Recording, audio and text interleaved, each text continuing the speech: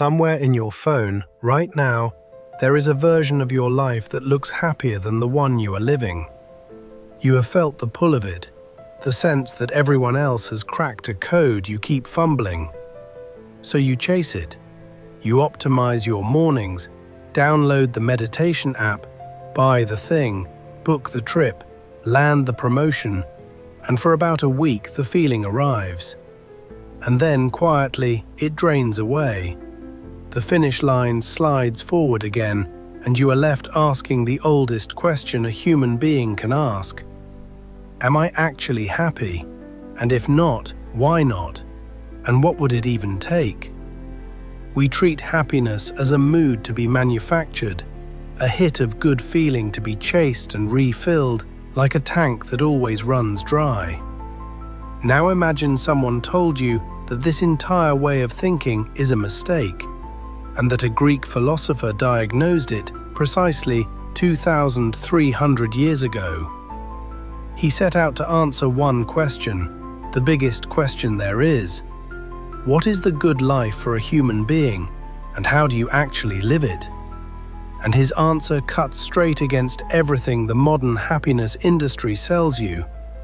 It is not a feeling. It is not something that happens to you on a good day. It is something you build, slowly, by becoming a certain kind of person. His name was Aristotle.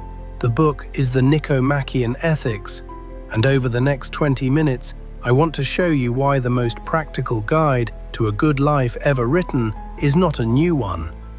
It is one of the very oldest, and almost nobody actually reads it. So who wrote it?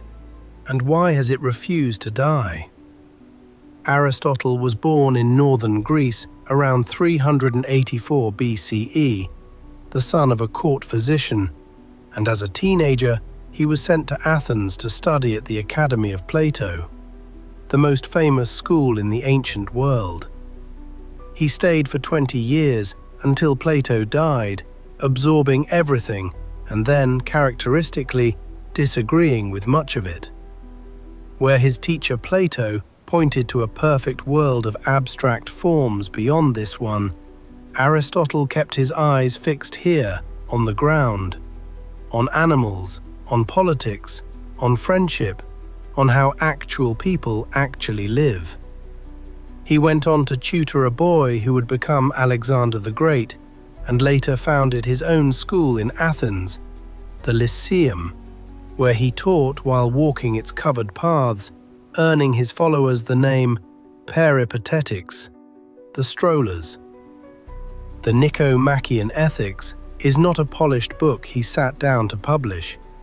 It reads like a set of lecture notes, probably edited by, or named for, his son Nicomachus.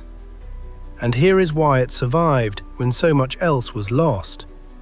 It is the founding document of what we now call virtue ethics. The idea that the central question of morality is not what rules must I obey, but what kind of person should I become? It shaped the great medieval thinkers. It runs underneath modern psychology's talk of character strengths and flourishing. And every time a self-help book tells you that you are the sum of your habits, it is quietly quoting a man who has been dead for well over 2,000 years. Aristotle did not want to make you feel good. He wanted to teach you how to be good, and he was convinced those turn out to be the same thing. Here is the whole book in one sentence. The goal of a human life is not pleasure, money, or fame, but eudaimonia, usually translated as happiness, though it means something closer to flourishing, or a life well lived. And you reach it not by feeling good, but by becoming excellent, training yourself through habit to act well, again and again, across an entire lifetime. That is the argument, and notice how strange it sounds to a modern ear. Aristotle is not offering you a mood, he is offering you a project, the project of your own character, built the way a craftsman builds a skill. He believed the good life is not handed to you by luck or the gods, and not bought in any shop. but forged by what you repeatedly do. And he lays it out with the patience of a scientist dissecting a specimen. We will walk it in 5 beats, each one a plank in his case. First, everything you do aims at some good, which means there must be a highest good worth wanting for its own sake. Second, that highest good is happiness, the one thing we always choose as an end and never merely as a means. Third, the famous function argument, where he asks what a human being is actually for and finds happiness hidden in the answer. Fourth, virtue is not something you are born with, but a habit you build by doing. And fifth, the golden mean, the art of hitting the right amount in the right way, and why a good life, like a good summer, takes far longer than a single bright day. 5 beats, and the oldest practical answer we have. First beat. Everything aims at a good. Aristotle opens the entire work with a line so simple it is easy to walk right past. But hold still with it, because the whole book grows from this seed. Every art and every science reduced to a teachable form, and in like manner every action and moral choice aims, it is thought, at some good. Look at what he is claiming. Nothing you do is aimless. You go to the gym for health. You earn money for security. You seek security for peace of mind. Every action points beyond itself to some good it is reaching for. But here is the move that makes him a philosopher and not just an observer. If everything we do is for the sake of something else, he says, we would be caught in an endless chain, wanting this for that and that for the next thing, forever, and the whole of life would be empty striving with no point at the end of it. So there must be, he argues, at least one good that we want purely for its own sake, and for the sake of which we want all the rest. Find that, and you have found the target of a human life, the thing the archer is really aiming at behind every smaller shot. Now feel how modern this is. Think of your own endless to-do list, each task justified by the next. The promotion for the money, for the house, for the what? Aristotle is asking you to trace the chain all the way down and name the thing at the bottom. Because if you never name it, you will spend your whole life chasing means and never once aiming at the end. The line to carry, everything you do is aimed at something, so it is worth knowing what you are ultimately aiming at. Second beat, the final, self-sufficient end. So what is that highest good, the thing we want for its own sake? Aristotle tests the usual candidates and dismisses them one by one. Pleasure? A life of nothing but pleasure, he says, is a life fit for cattle. Honor and reputation? Too flimsy. They live in the minds of other people, so they can be taken from you at any moment. Wealth? Obviously just a tool. Nobody truly wants money for itself, only for what it buys. There is only one thing, he argues, that passes every test, that we always choose for itself and never for the sake of anything beyond it, and that is happiness. In his words, so then happiness is manifestly something final and self-sufficient, being the end of all things which are and may be done. Sit with those 2 words, final and self-sufficient. Final because the buck stops there. You want money for security and security for peace, but you never ask what happiness is for. It is the end of the line. And self-sufficient because a truly happy life, rightly understood, does not leave you still hungry for the next thing. Now hold that against the way we actually live. We chase money, followers, status, the next promotion, as if each were the final prize. And then we arrive, and the prize turns out to be a doorway to more wanting. Psychologists have a name for this now, the hedonic treadmill, running faster and faster to stay in the same place. Aristotle saw it 2,000 years before the treadmill was invented.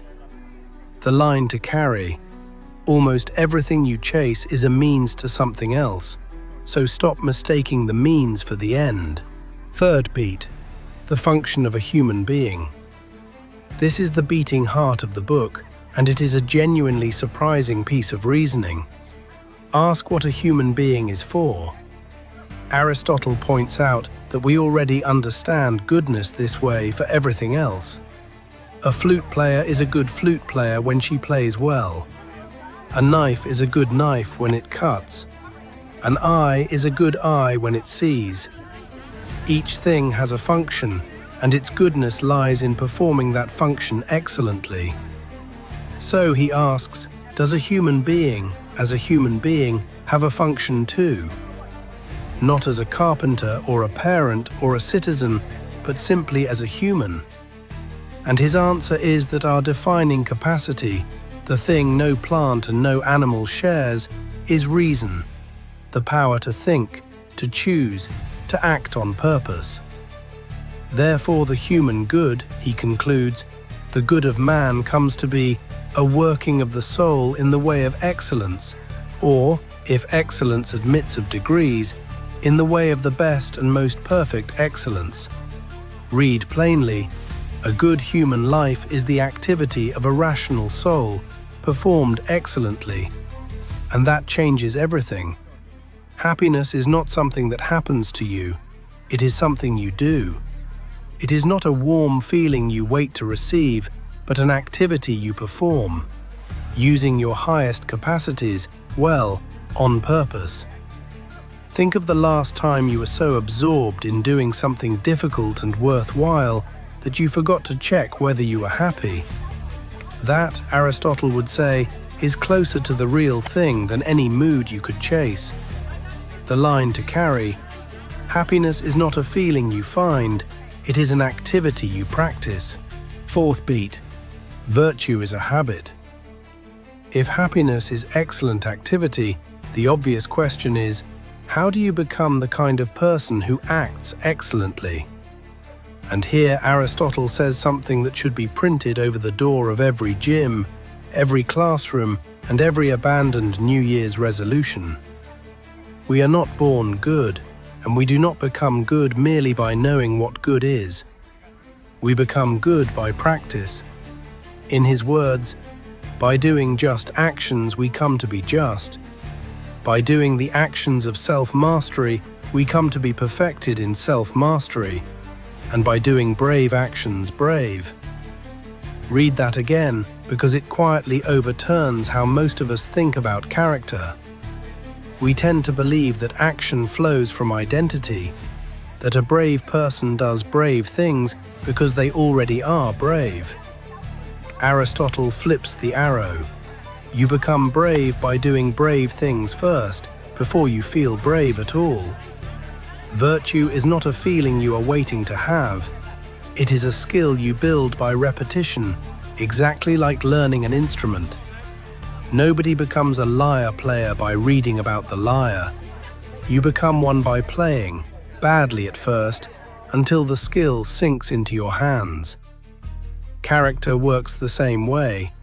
You are, quite literally, what you repeatedly do. And this is staggeringly good news, because it means goodness is not a fixed gift some lucky people are born with and the rest of us lack. It is trainable. Every honest act makes you a little more honest. Every time you hold your temper, patience takes a little deeper root. Modern writers have built whole bestsellers on this single ancient insight, that you do not rise to the level of your intentions, you fall to the level of your habits. The line to carry, you are built by what you repeatedly do, so choose your repetitions with care. Fifth beat, the golden mean and the whole life. So you practice the virtues, but what exactly are you practicing? Here Aristotle gives his most famous practical rule. Every virtue, he says, sits as a mean, a balance point between two vices, one of excess and one of deficiency. Courage is the mean between cowardice and recklessness. Generosity sits between stinginess and wasteful extravagance. Confidence lives between crippling self-doubt and empty arrogance. Goodness, in other words, is not the absence of a feeling, but the right amount of it, aimed the right way. And crucially, he warns, finding this balance is hard.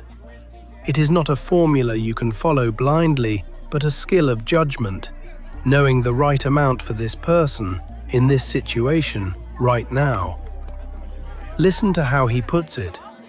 To be angry, to give money, and be expensive is what any man can do, and easy.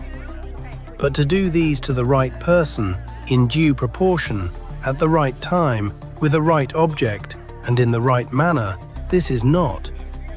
Anyone can lose their temper, that is effortless, and you can watch it happen 10,000 times a day online.